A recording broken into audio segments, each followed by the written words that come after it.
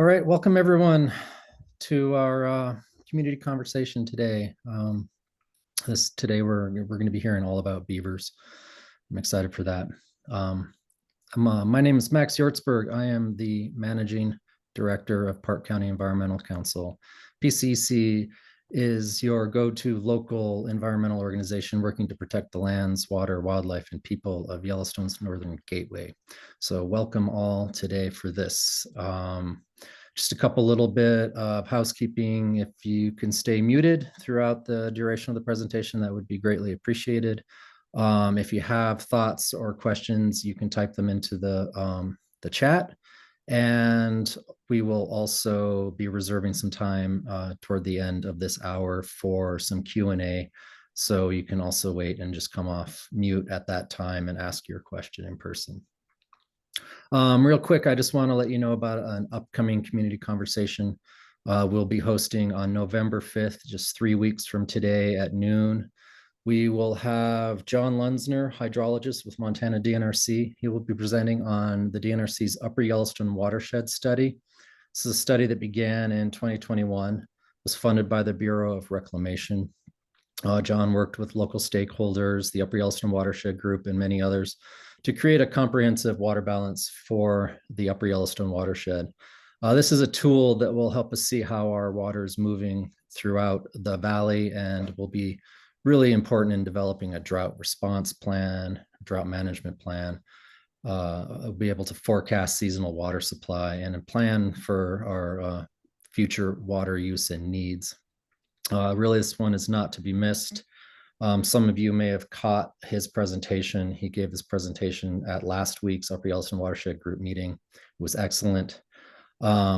Let's just say that this is a real cutting edge hydrological study, one of the first of its kind in Montana, and it's going to be an invaluable resource for our community.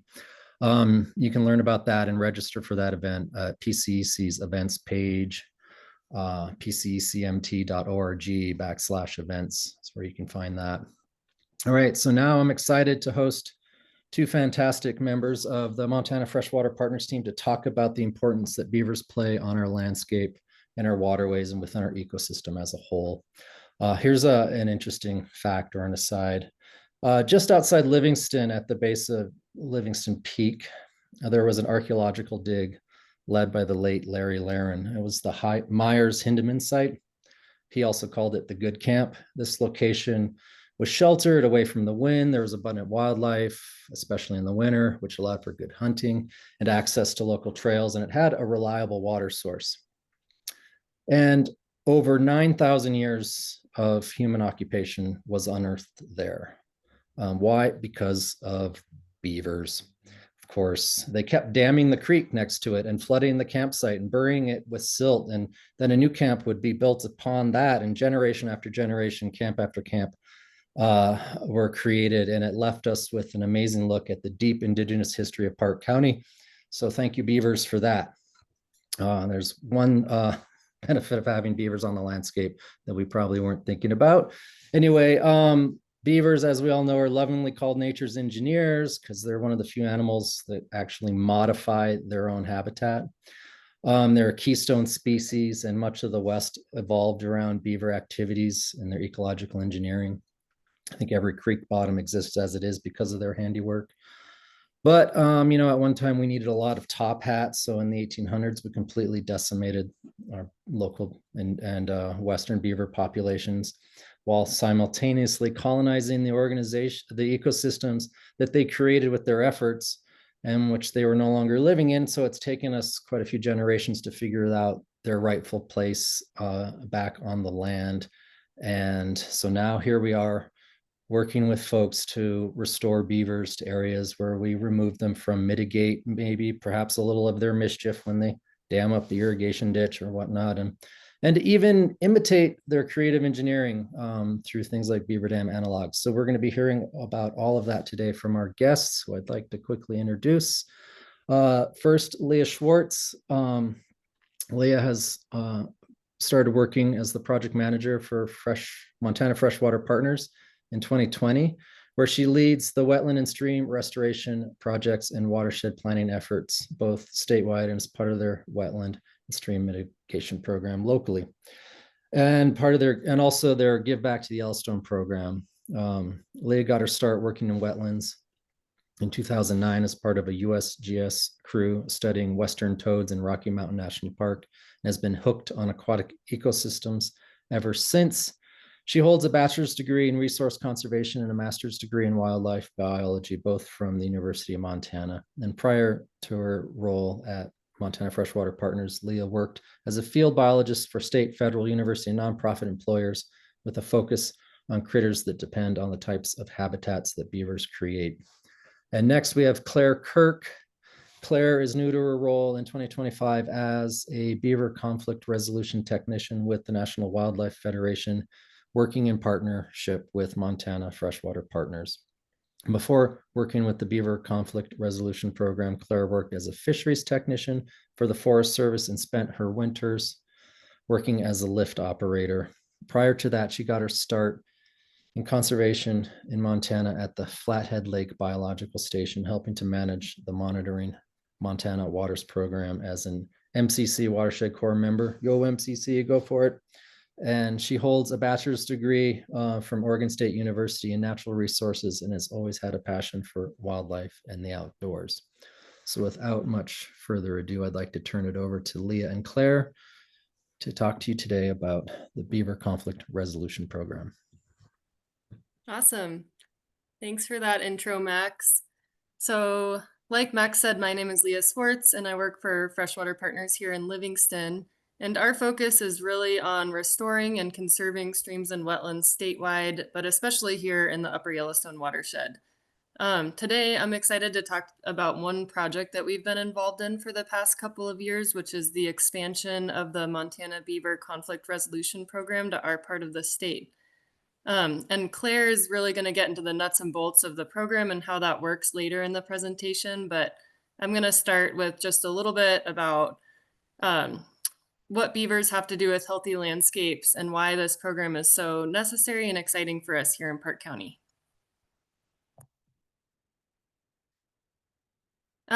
So beavers can inspire some pretty deep feelings. Some people absolutely love them. Some people hate them. Lots of people are indifferent.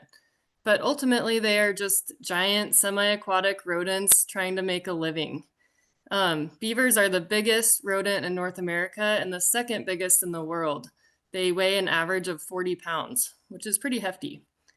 I'm not sure if anyone has seen a beaver walking on land, but it's pretty awkward looking.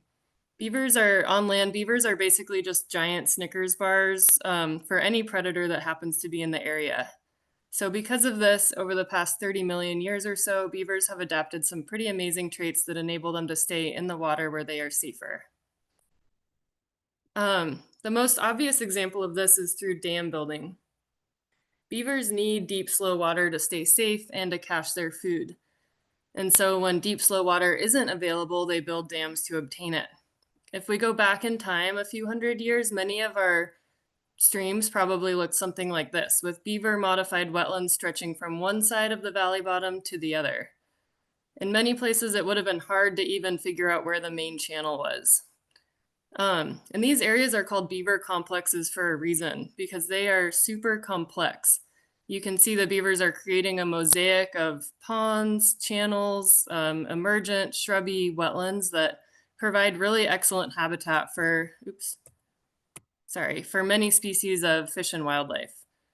And in many places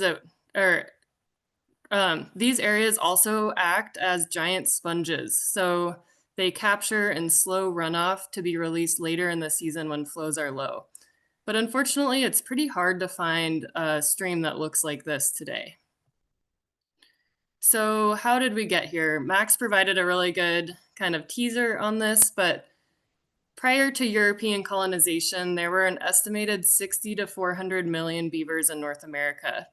But starting in the mid-17th century, beaver numbers began to drop really steeply, as they were primarily seen as a resource for fur. Beaver felt hats were extremely popular in Europe, and so trapping pressure got really intense to satisfy this demand. And by the early 1900s, beavers were almost extinct from many areas. Coinciding with these declines in beaver populations, we saw major changes in land use throughout the western US. We started using our floodplains and riparian areas for cattle grazing and farming. We installed irrigation infrastructure, and in many cases, we actively straightened streams and removed riparian vegetation to make room for agriculture and development. We also installed linear infrastructure like roads and railroads along many of our streams and rivers. So all of these changes have led to oversimplification of many of our streams and rivers, loss of wetlands, increased erosion, and a shift to drier upland habitats. So now we're left with a lot of streams that look more like this than that first photo I shared. So I picked this photo at random after zooming around on Google Earth in the Shields watershed for about 5 minutes, but this stream could really be anywhere in our local area. If you think back to that first photo I shared, this stream looks pretty different. There's a single thread channel with almost no riparian vegetation, and it looks like this lack of structure has caused the stream to erode downwards and become disconnected from its floodplain. You can imagine habitat quality for fish and wildlife probably isn't very good. And if you're a rancher, you might be concerned about reduced forage quality and quantity for your cattle. If we trace the valley bottom or the area that the stream and its floodplain historically occupied, you can see that there's a lot of room that this stream is no longer able to use. And so unfortunately, without active intervention, this stream is probably stuck in a negative feedback cycle, and it's unlikely to recover on its own. Because of this wide-scale degradation of our streams and wetlands, organizations like Freshwater Partners recognize that healthy streams and wetlands provide some really important functions both for humans and for the ecosystem. And so we've been working hard locally and statewide to actively restore degraded streams like the one that I showed on the previous slide. In many cases, our restoration treatments are designed to mimic beaver activity using low-cost, low-tech methods. These projects, which we call beaver mimicry or low-tech or process-based restoration, use tools like beaver dam analogs or sometimes large wood and other methods to recreate the functions that real beaver dams once provided. This is just a really short little time lapse of one of our of a beaver dam analog that we built on one of our projects last spring.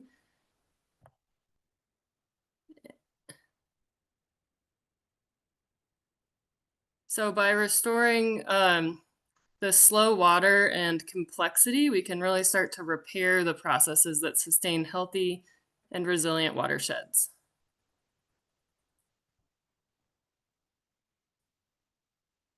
And these projects are really fun to build with volunteers. Oops. And this is a photo from that same project taken this spring, so during a little bit higher water.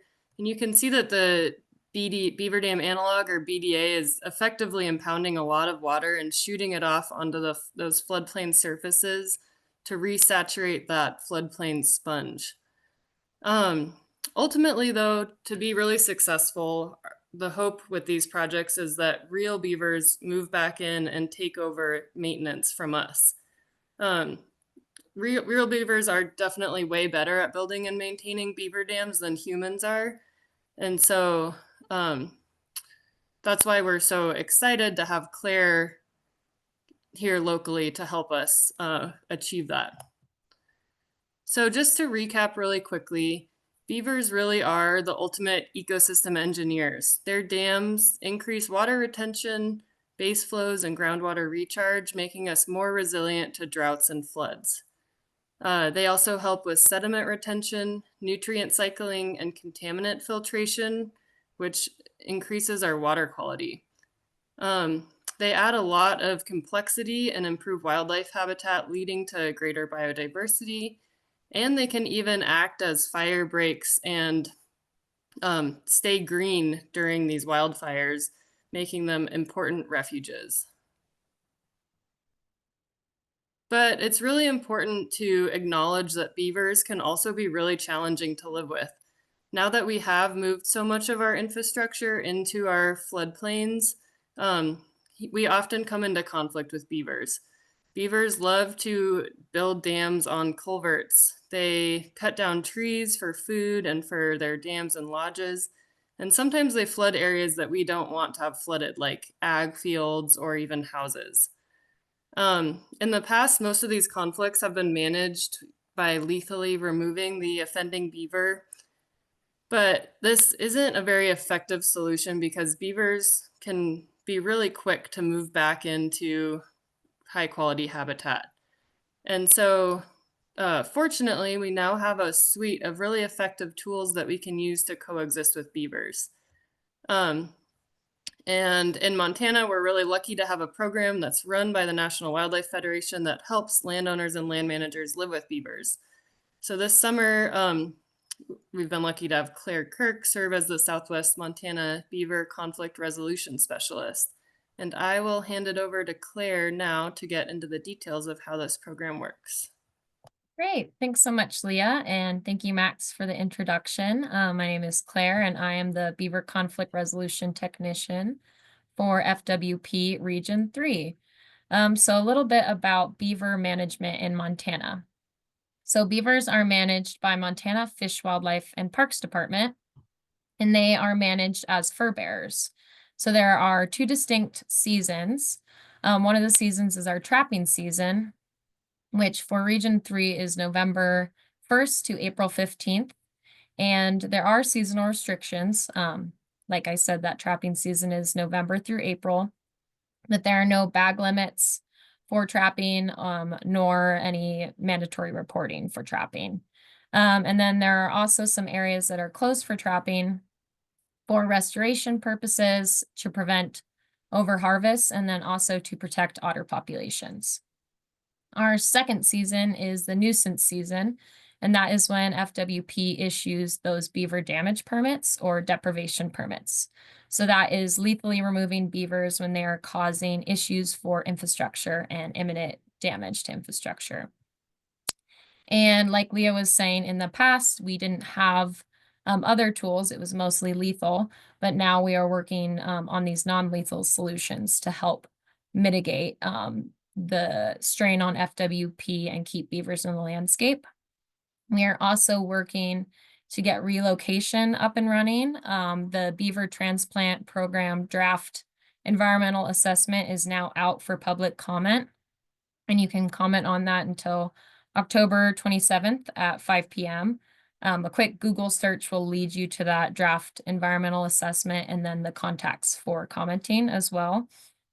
The EA is trying to streamline the relocation process so that it can be a more viable option for landowners, both public and private.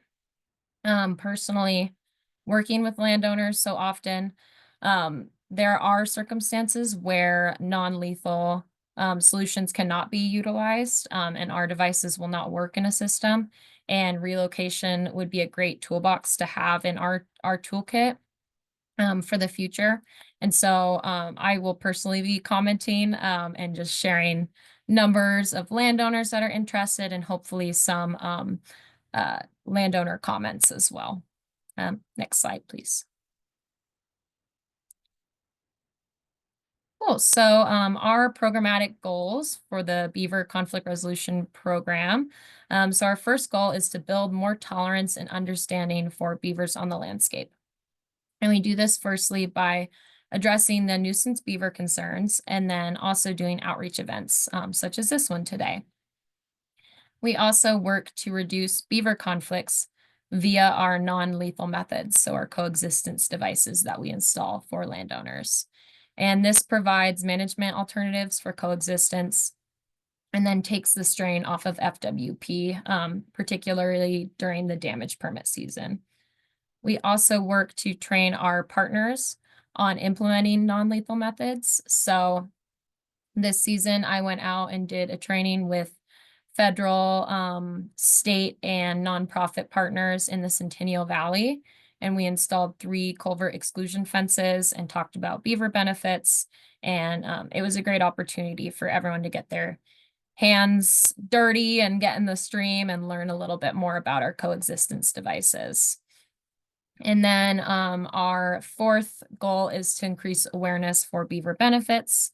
Leah did a great job doing that earlier in this presentation, but there are so many benefits, both riparian and aquatic, for beavers being on our landscape. And increasing awareness of these benefits while also mitigating the conflict can help to increase our beaver populations in Montana. Next slide, please. Thanks. So this is the scope of our program currently. So I am the Region 3 Tech, like I stated, and I am based out of Bozeman, and I cover all of the southwestern Montana region. And then we also have our Region 2 Tech, Alyssa Choate, and she's been in this role since 2019. She's based out of Missoula, has a lot of great knowledge on the coexistence devices and beavers in general. We have our technician based out of Kalispell for Region 1, and that is a region that we are just getting into this year. So this is our first year, and he's been working a lot to increase contacts and kind of get that program going in that area. And then Region 4, we have a technician based out of Great Falls. So we're covering that area of the state. I've been going off into Region 5 a little bit to work on some conflicts in that area. And yeah, that's where we're at right now. So. Okay, so these are our 3 coexistence devices. On the left there, we have our tree wrapping. In the middle, we have our culvert exclusion fence. And then on the right there, we have our pond leveler, which is just the little intake fence. It's just barely poking out of the water there. Okay, so conflict 1. We have tree cutting. So why do beavers cut trees? The simple answer is, trees are a big food source for beavers, in particular cottonwoods and aspens and willows. And that's what we see most commonly being cut down by beavers. And then beavers also cut trees for dam and lodge building. And then they also cut down trees to wear down their teeth, since their teeth are always growing. So a solution to that is to wrap up the trees, because if we wrap the trees, the beavers can't access them to cut them, right? And so we use a galvanized wire fencing that is 2 by 4 inches. And we wrap this around the tree and secure it. And we make sure that it is at least 3 feet tall. And then some mistakes to avoid, we do not recommend that landowners use chicken wire. And then we do not wrap with chicken wire. It's very easy for the beavers to pull down the chicken wire, and they can even chew through the chicken wire. So we like to use the galvanized wire because it's a lot stronger. It's harder for the beavers to move, and then they cannot chew through that wire. And then we also measure the circumference of the tree, and then we add 4 feet because we do not want to girdle the trees as they grow. So we are trying to really give the trees some room to grow by the means of wrapping them and leaving about 4 feet extra when we wrap. Oh, actually go back, Leah, sorry. Just a little background on this photo. So this was a tree wrapping project that we did in Bridger Canyon. And this is a group of cottonwoods that we wrapped, but we were mostly wrapping in Aspen Grove. The landowner's house was adjacent to Bridger Creek. There's a bunch of beavers all over Bridger Creek, but they were experiencing quite a bit of tree cutting, particularly in that Aspen Grove. Beavers love aspen trees. They're high in protein and they're very tasty. So we wrapped up, I think, 200 or 300 feet of wire around a lot of those trees to prevent further tree cutting. All right, and our second conflict is culvert plugging. And why do beavers plug up culverts? So culverts have the pinch point sound and feel in the water that triggers beavers' biological instinct to dam. So I like to explain it like beavers will feel and hear the culvert and they'll think, that's a almost perfect dam, but there's a giant hole in it. So I need to plug up the hole so I can create this perfect dam. And so they will go in and put sticks and mud and rocks into these culverts to plug up the culverts and create that dam. So our solution to that is exclusion fencing. And this isn't a one-size-fits-all scenario. A lot of the fencing looks different from culvert to culvert and stream to stream. This photo is on a fishing pond, and it's a head gate that was getting plugged up. So I think this fence was 14 by 6 feet. And then we always put a bottom on the fence as well so that they can't burrow under the fence to dam up the culverts. And we use 16-foot cattle panels for building the fencing, and we use a 6 by 8 inch mesh to allow for fish passage. And then we secure those to the stream bottom or to the pond bottom, wherever we're at, with the 6.5 foot T-posts. In terms of maintenance, we do 2 maintenance checks. We do a maintenance check 1 to 2 weeks after we install the device, and then another maintenance check about a month to 6 months after installation, just to make sure that the fences are maintaining their functionality. And then on the landowner side, they're responsible to maintain their fence 3 to 4 times a year by just cleaning off debris and then making sure that it is maintaining that functionality, that there aren't any holes where beavers are getting through. Next slide, please. Okay, so our third conflict is flooding. So why does this occur? So beaver dams raise up those water levels, which, like we were discussing before, provides a lot of important ecosystem benefits. But when we have a road nearby or a house or an agricultural field, raising up that water level and slowing that water, spreading it out across the landscape isn't necessarily the best thing for infrastructure. So our solution to that is installing our pond leveler devices. And it's kind of hard to see in this photo, but we take the large dual wall culvert pipes and we put those in the deepest part of the beaver pond, and then we build an intake fence around that culvert, generally about a 5 to 6 foot intake fence. And then we run that culvert through the dam, and we try to lower the water level like 1 to 3 feet with these devices. And again, we use, similar to the exclusion fences, we use those 16-foot cattle panels and the dual wall culvert pipe, and then the 6.5 foot T-posts. So a lot of our devices are very cost friendly as well for our landowners, which helps that barrier of entry. And then again, for maintenance, we do the 2 maintenance checks, but the landowner is responsible for the long-term maintenance. For the pond leveler devices, that looks like cleaning out the intake fence and then making sure that the over winter that the ice hasn't damaged the device at all. And this device wasn't one that I installed. I actually installed our first Region 3 pond leveler yesterday. So that photo didn't get in the presentation, but that is pretty exciting. So next slide, please. Okay, so these are kind of the steps for our program. So generally, I will get a conflict call to my hotline, or I'll be fed the conflict from FWP or from Freshwater Partners. And I'll talk on the phone with landowners and schedule a site visit.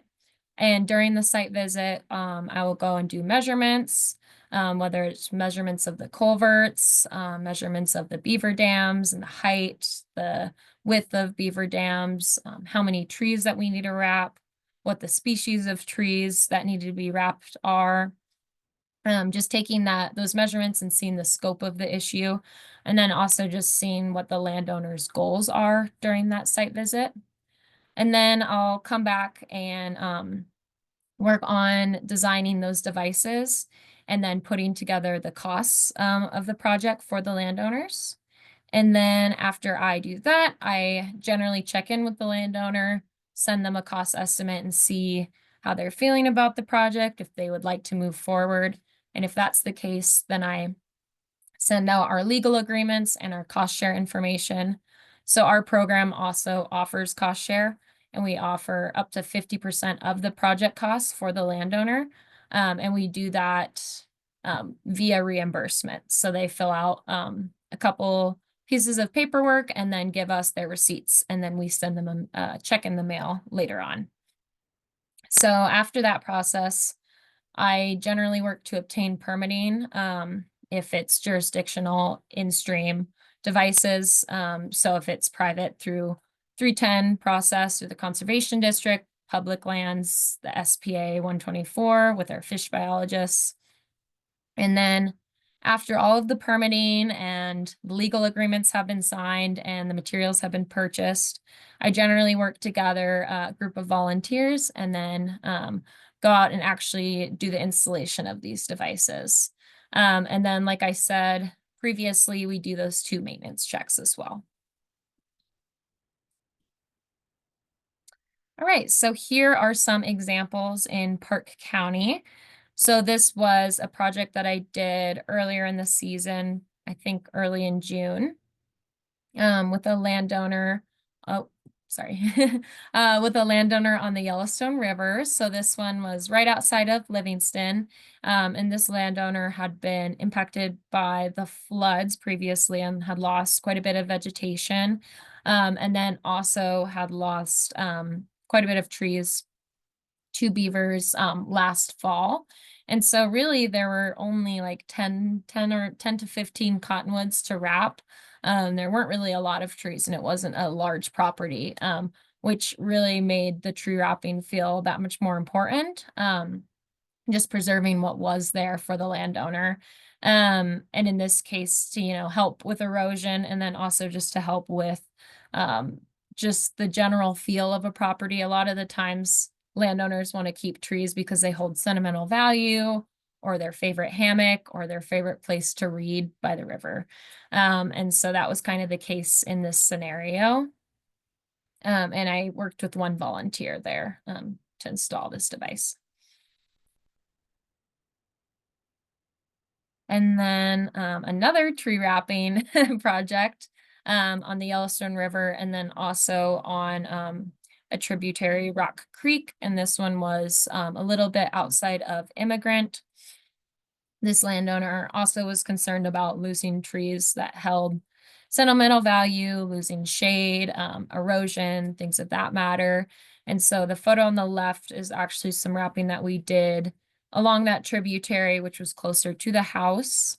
And then the photo on the right is some wrapping that we did closer to the Yellowstone. And I just worked with one volunteer, and I think we used 200 or 300 feet of wire on that project. And then this was one of my first projects of the year, where I collaborated with Montana Freshwater Partners and had some staff come out for this tree wrapping project. And then we had a couple other volunteers, and we wrapped up another beautiful cottonwood forest along the Yellowstone River in Immigrant. And this landowner was particularly concerned about losing the forest for wildlife habitat, erosion, things of that matter. And so we kind of sporadically wrapped up cottonwood trees. It was a pretty large forest. So we kind of picked and chose like the trees that we thought provided the most benefit, and kind of wrapped at random. So that was a great way to start off the season. And it feels like it's been so long since that tree wrapping project. So that one was great. Next slide, please. So these are all of my projects to date for 2025. The green tree icon is the tree wrapping projects that I've done. And then the blue kind of waterfall icon is the exclusion fences that I've done. This excludes the pond leveler that I did yesterday. And then the project below Dylan, there's actually 3 fences, but you can't see because 2 of them are so close together that you'd have to zoom in on the map to actually be able to see that. But to date, we're at about 12 projects this year so far. So it's been a very busy season. obviously I've made my way around a lot of southwestern Montana. And then, you know, I'm at about 24 or 25 conflict calls in general. So not every call ends up being a project. But it's always good to just go out there and hear landowner concerns, regardless of if the project can go forward. Next slide, please. So this was a graphic from 2024. So this was statewide projects. And this was a graphic made in collaboration with an undergraduate student. I think the light blue, those are exclusion fences. The dark green trees are tree wrapping, and then that dark blue, those are the pond levelers. So as you can see, you know, working with the other technicians, there were quite a few projects done last year.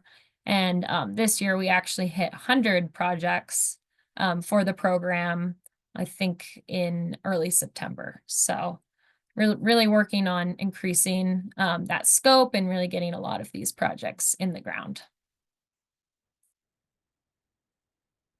And yeah, that's all I have for you guys. That's my email address right there if you'd like to get in touch with me. And then any beaver conflicts for Region 3 can go to our hotline number. And then general beaver conflicts outside of Region 3 can just go to that general beaver hotline number. And then I just wanted to do a quick plug.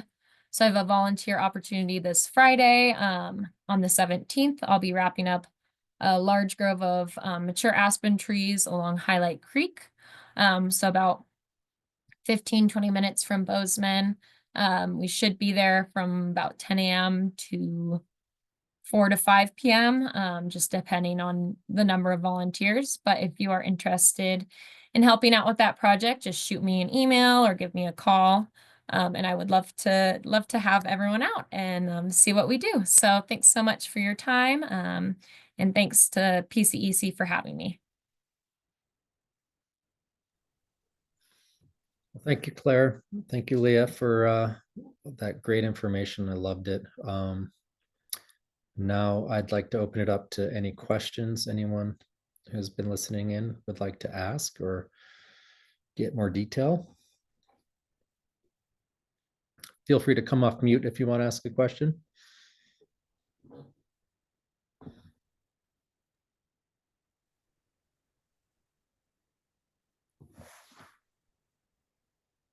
Looks like one just came in via chat from David. What is the churn rate for landowners? I'm not quite sure what you mean by that, David. Could you? Yeah, sorry, can I jump on audio? Sure. Yeah, so so you have 100 projects statewide. It looks like is there like a timeline for those projects? Do people not recommit for another year? How long do they stay active? So how long are they keeping the projects on their landscape? Have you had enough time to kind of analyze that? Yeah, that's a great question. Thank you, David. And so a lot of these projects, like I said, this program hasn't been going for too long, but the projects are there to stay there. And we would like them to maintain functionality for, you know, the years to come. And then we generally, you know, if landowners do have issues with any of the devices, whether they need to remove them or they need them altered, we always welcome them to give us a call. And we can come out and try to make alterations for the devices to maintain their functionality, so we can keep the landowners happy and keep the beavers in the landscape. In terms of like turnover for projects, it's dependent on the type of project, as well as permitting and then time of year. So like any site visits that I'm doing right now, they're not going to necessarily be put in the ground this year since our field season is ending very soon. But they can be, you know, they will be hopefully done in the next field season in 2026. I hope that answered your question, David.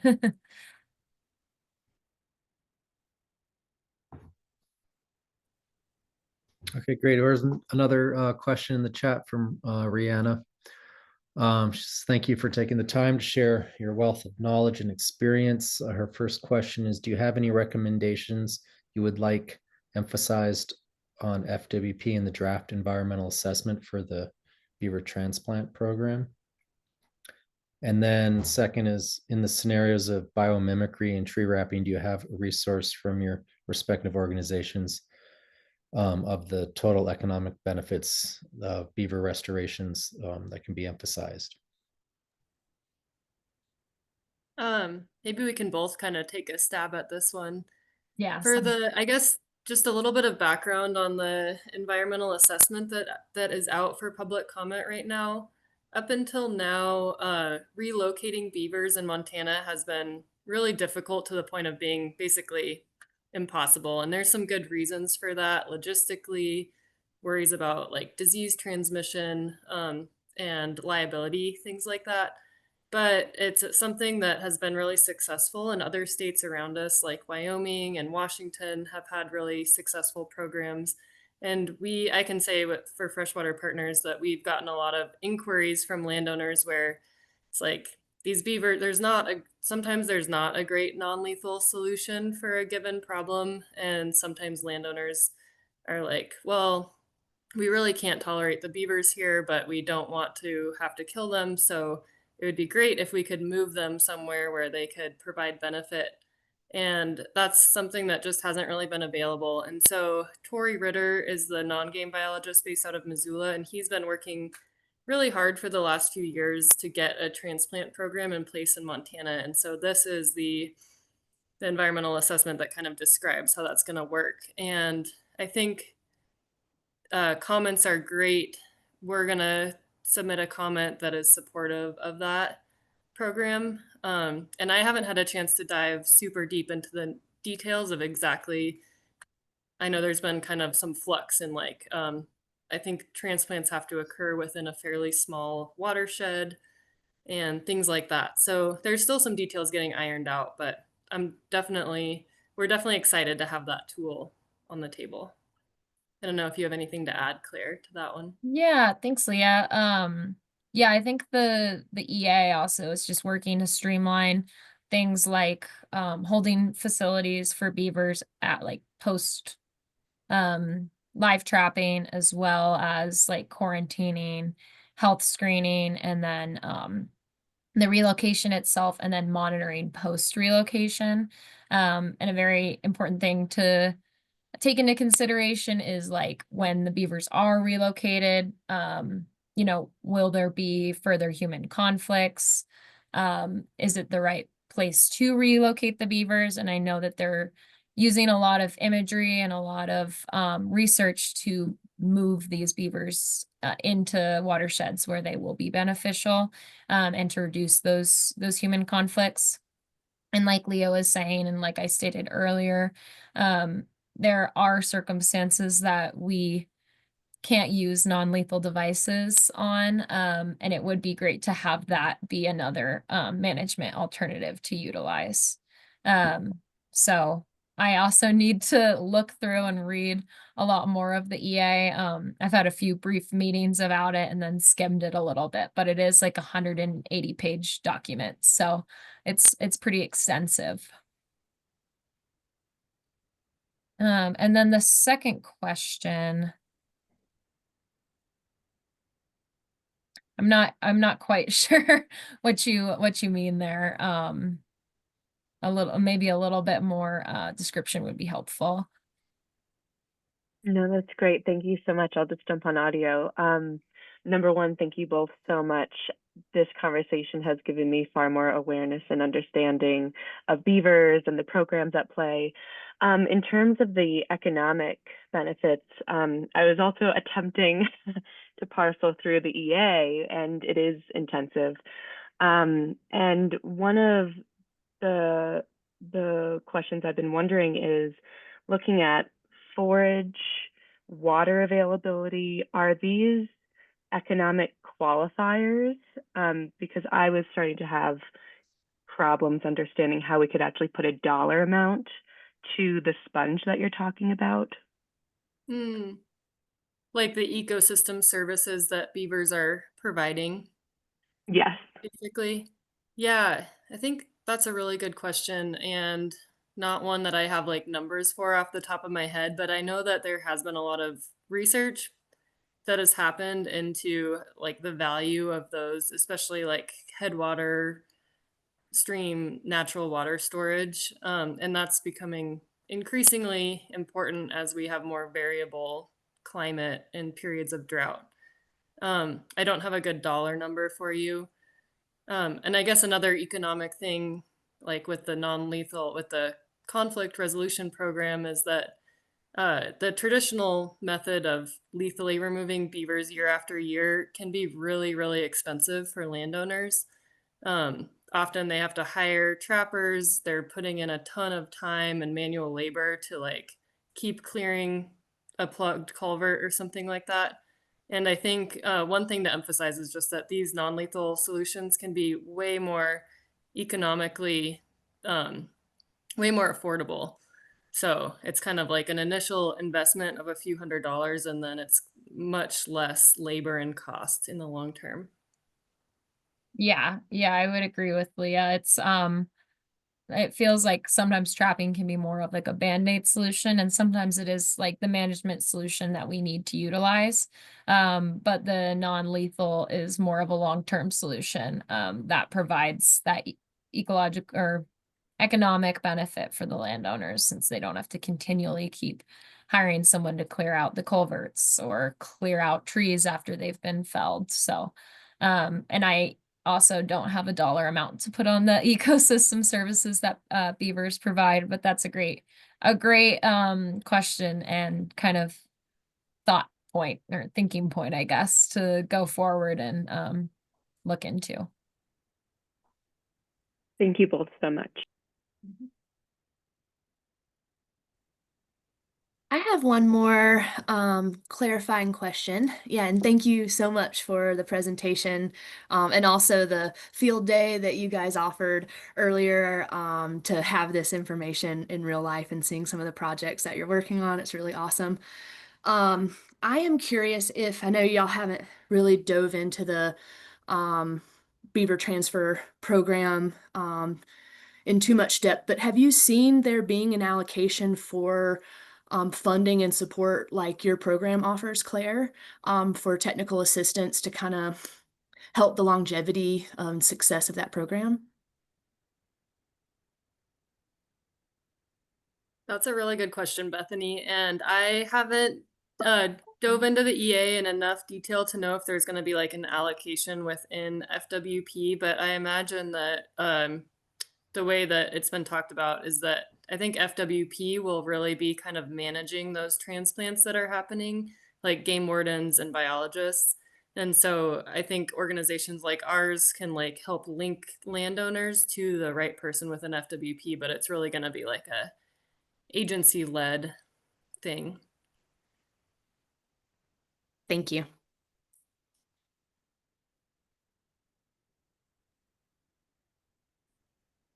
I don't have much to add on that.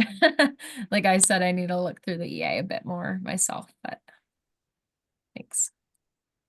Well, as you all dive in, and if you have any tips for us to share with our membership in the future, I would love to help get any details out about a comment that needs to be shared, and or any specifics about what people need to be asking for and pointing out. So please just contact me and let me know. Yeah, will do. Yeah, thanks.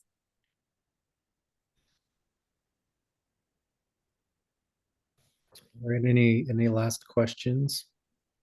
I have a quick question. Thanks you guys. This is fun. I love beavers. I was wondering how in your outreach, how are you getting out to farmers and ranchers who aren't really connected, with PCEC or kind of the love of beaver crowd? Yeah, that's a great question. I think, I've worked to attend some of those Upper Yellowstone Watershed Group meetings, and I think there's a bit more producer participation in those meetings. So getting the word out with that group. I think that we could definitely be doing more. I've worked with ranchers this season and other producers on beaver conflicts. But I think, also like presenting at the conservation district meetings, and doing like outreach in more of the agricultural sphere would help to kind of raise awareness of our program.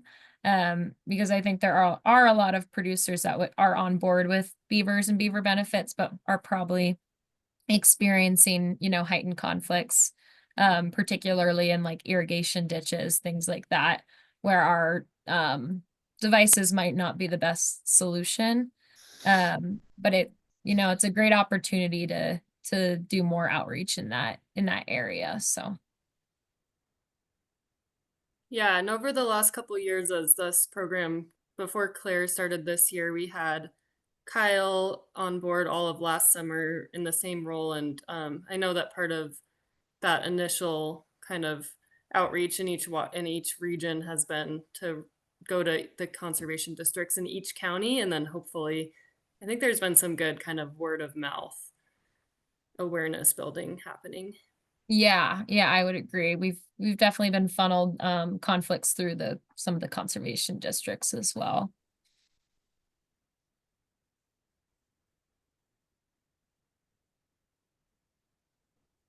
It's helpful to know. Yeah. Yeah, any help to get the word out is awesome though. So yeah, agreed. Thanks. I guess on that note too, I wonder if you guys have worked with like neighbor conflicts with beavers. You might have someone who really likes beavers and someone who really doesn't in your projects. Have you had to deal with that? Yeah, I've definitely had a couple scenarios where that has been the case. Even with shared ownership of properties and differing views on beavers and beaver management. And also different counties, jurisdiction, property lines. I think the most important thing on my end is just to know, like, look at cadastral and know, where the conflict is occurring, on whose property it is. And then, obviously working to try to connect landowners or neighbors with differing views, but also realizing that there's only so much we can do with our program on that end of things, because we can try to bring people together, talk about beaver benefits, or talk about mitigating beaver conflicts through non-lethal recommendations. But if there's a lot of issues with landowner communication or with strained relationships already, that can be quite a difficult point for us. So just working with people and trying to bring them together, but realizing that there are limits to that in some ways. Yeah, for sure. Thank you. I really Yeah, appreciate the work you guys are doing. thanks, Kelly.